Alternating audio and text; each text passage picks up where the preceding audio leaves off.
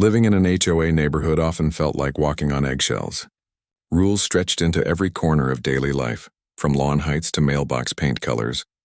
For most residents, these were mild annoyances.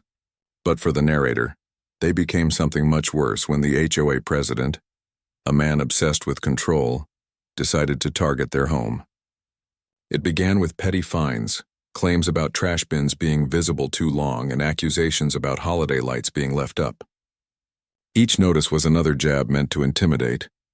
But when the narrator ignored these minor threats, the president's resentment deepened. Whispers circulated about him bragging that he always got his way. Neighbors often shrugged, too afraid to push back. Behind his forced smile at community meetings, he saw himself as the enforcer, the final authority. The narrator, however, refused to bend. That resistance, quiet as it was, infuriated him.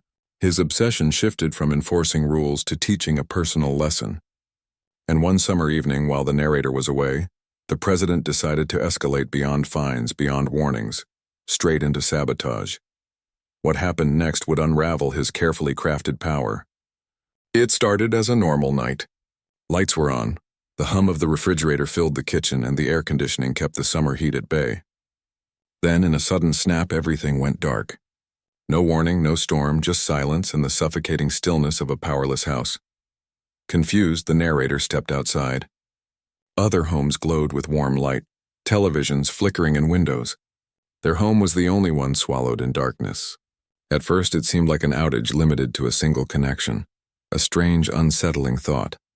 Hours passed. The food in the fridge grew warmer, the rooms hotter. Frustration turned into suspicion. A neighbor, hesitant but sympathetic, whispered that the HOA president had been seen near the electrical box earlier that evening. He had crouched there with tools, acting as if he belonged. The realization hit hard. This wasn't an accident. It was deliberate.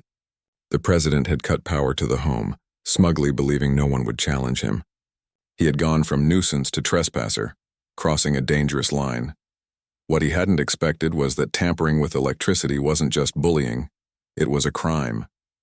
By morning, the damage was clear. Spoiled groceries filled the trash. The home's security system had gone offline, and the night had been spent in sweltering discomfort. The narrator decided to check the electrical panel personally. What they found was shocking, literally. The wires had been tampered with, clamps loosened, and the main breaker disabled in a way that could have sparked a fire. It wasn't just inconvenience. It was reckless endangerment. This was no longer an HOA dispute. It was a safety hazard. With mounting anger, the narrator documented everything. Photographs of the cut wires, timestamps of the blackout, and statements from neighbors who had seen the president lurking the night before. Still, the president acted untouchable. He strutted through the neighborhood, throwing smug glances as if confident the HOA's authority shielded him from consequences. Residents whispered, some privately disgusted, others too intimidated to speak out. The narrator, however, refused to be silenced. Evidence in hand, they contacted the police. The officer who arrived took one look at the mangled electrical box and immediately understood the gravity of the situation. What had started as petty HOA harassment was about to explode into a criminal case. The police wasted no time. They interviewed neighbors, examined the electrical box, and confirmed that the damage could have caused serious harm. When the officers walked up to the HOA president's door, the neighborhood seemed to hold its breath. Curtains shifted as residents peeked out, watching what many had secretly hoped for. The president, ever arrogant, tried to wave it off as a misunderstanding. He claimed he was merely inspecting the panel, acting in his role as HOA leader. But his explanation crumbled when confronted with the photos, the timeline, and the fact that he had no legal authority to touch private utilities. The police didn't buy it. His smirk faltered when the officers explained that tampering with electrical service wasn't a civil matter. It was criminal. The words evidence of sabotage and reckless endangerment echoed through the air, leaving neighbors wide-eyed. As he realized the situation was slipping beyond his control, the president shifted from arrogance to panic.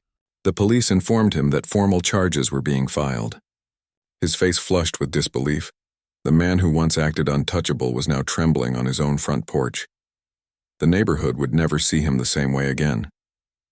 News of the incident spread faster than wildfire, Within days, word of the president's arrest circulated through every street, every group chat, and every HOA committee.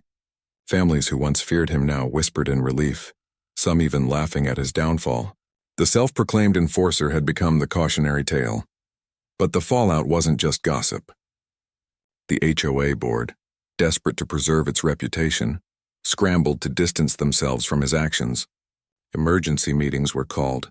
Papers circulated pushing for his immediate removal. One by one, the same members who once supported him began voting against him, eager to save face. Meanwhile, the narrator, though exhausted by the ordeal, felt vindicated. The evidence they collected became the cornerstone of the case. Police confirmed charges of criminal tampering and reckless endangerment, serious accusations that carried heavy penalties. For years, the president had hidden behind the shield of rules and community order. Now he was facing the weight of real law. And unlike HOA bylaws, these rules had teeth. The neighborhood had been his kingdom. But kingdoms fall when their rulers forget they too can be held accountable. Months later, the courtroom became the stage for the final act. The evidence was clear: photographs, witness statements, and expert testimony from utility workers. The president's defense crumbled under the weight of proof. What he had dismissed as a teaching moment was now laid bare as reckless criminal conduct. The judge delivered the verdict. Guilty of tampering. Guilty of endangerment. The sentence included fines, community service, and a criminal record that would follow him for life. More importantly, he was permanently barred from holding any HOA leadership role again. Neighbors who once feared his rule felt a new freedom. They repainted their homes, decorated their yards, and lived without the looming shadow of constant fines and intimidation. The atmosphere shifted from tension to relief. For the narrator, justice was more than personal victory. It was a reminder that power has limits. Cutting someone's electricity may have felt like control to him, but in reality it revealed just how powerless he truly was against the law. The HOA president wanted to teach a lesson. Instead, the lesson was his to learn, and the entire neighborhood never forgot how his arrogance ended.